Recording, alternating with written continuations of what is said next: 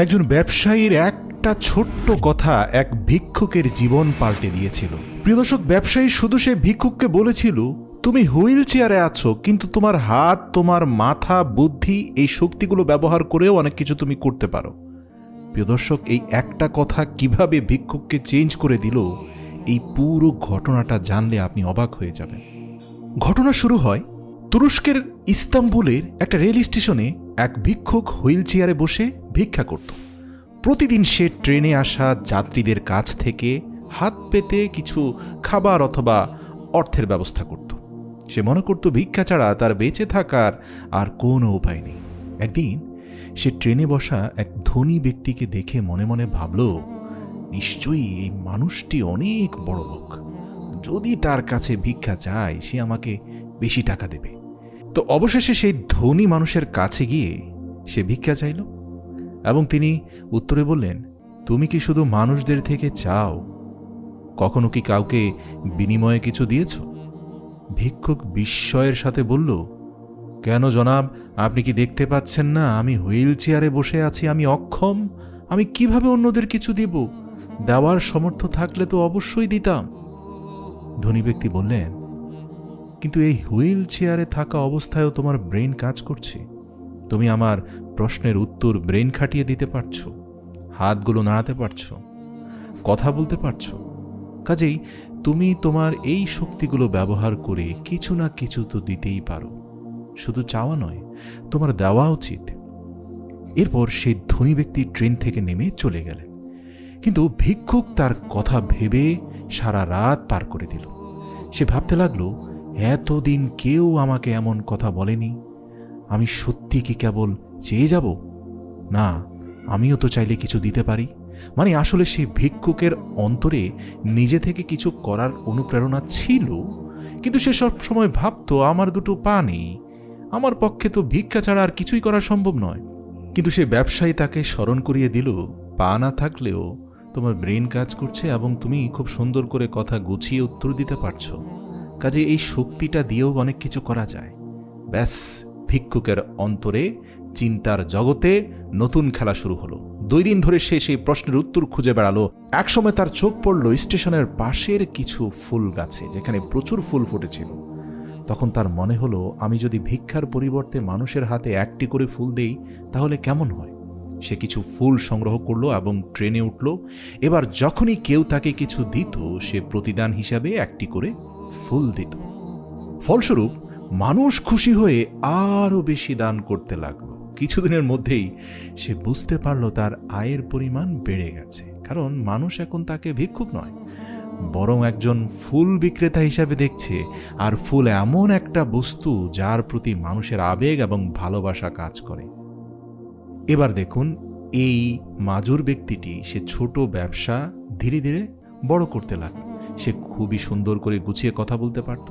সে স্টেশনের আশপাশের মানুষদের সঙ্গে চুক্তি করল যারা বেকার ঘুরছিল, এবং ধীরে ধীরে সে ফুল সংগ্রহকারী হিসাবে 8-10 জনকে নিয়োগ দিল, যারা প্রতিদিন তরতাজা ফুল নিয়ে আসত।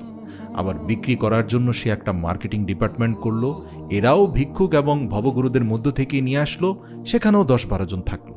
অল্প সময়ের মধ্যে সে বুঝতে পারল, শুধু নিজেই ফুল বিক্রি করলেই হবে না, বরং অন্যদের কর্মসংস্থানের মাধ্যমে সে কিন্তু আরও বেশি উপার্জন করতে পারছে এবং বাকিরাও ভালো উপার্জন করছে। সে তার ব্যবসাকে আরও বড় করল এবং ওই ব্যবসায়ীর বলা শিক্ষণীয় কথাগুলোকে স্টোরি হিসাবে মানুষদের কাছে প্রচার করা শুরু করলো। মানুষজন এই গল্পতে খুব মজা পেল। শহরের বিভিন্ন জায়গায় ফুলের দোকান খোলা শুরু হয়ে গেল তার, কারণ সবাই তার দোকান থেকে ফুল কিনতে চাইত। তার প্রতি একটা সিম্প্যাথি তৈরি হয়ে গেল এবং তার অধীনে থাকা কর্মচারীর পরিমাণও বাড়তে লাগলো। এদের অনেকে এমন যারা আগে বেকার ছিল বা পথের ধারে দিন কাটাতো।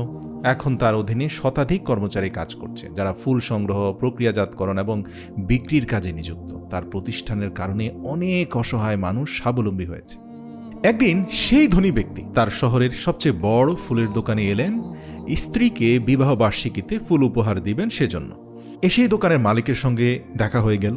বিস্ময়ে দেখলেন সেই মালিক আর কেউ নয়, হুইল চেয়ারে বসে থাকা সেই ভিক্ষুক। ভিক্ষুক হাসি মুখে বলল, আপনি কি আমাকে চিনতে পেরেছেন? ধনী ব্যক্তি বিস্মিত হয়ে বললেন, তুমি কি সেই ব্যক্তি যাকে আমি একদিন ভিক্ষা দিতে মানা করেছিলাম? ভিক্ষুক বলল, হ্যাঁ, এবং আজ আমি একজন সফল উদ্যোক্তা। আপনার কথার জন্যই আমার জীবন বদলে গেছে। আপনি আমাকে শিখিয়েছেন আমরা তখনই কিছু পাব যখন হৃদয় থেকে আমরা কিছু দিতে চাইব। আমি সেই নিয়মকে কাজে লাগিয়েছি। আজ আমি আপনাকে আমাকে দেওয়া এই শিক্ষার বিনিময়ে একটা বড় ফুলের তোড়া ফ্রিতে দিতে চাই। সে ব্যবসায়ী হাসি মুখে বলল, আমিও বা কি করে আমার দেওয়া শিক্ষা ভুলে যেতে পারি?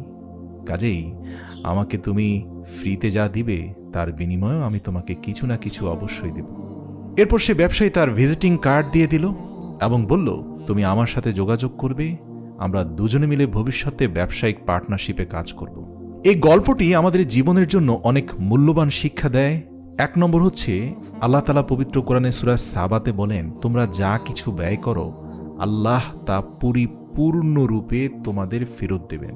এই যে হুইল চেয়ারে থাকা ফুলের উদ্যোক্তা, যে কিনা এক সময়ে ভিক্ষুক ছিল, তার অবস্থা কখন পরিবর্তন হওয়া শুরু করলো লক্ষ্য করেছেন? যখন সে দেওয়া শুরু করল, তখন তার ভাগ্য বদলে গেল।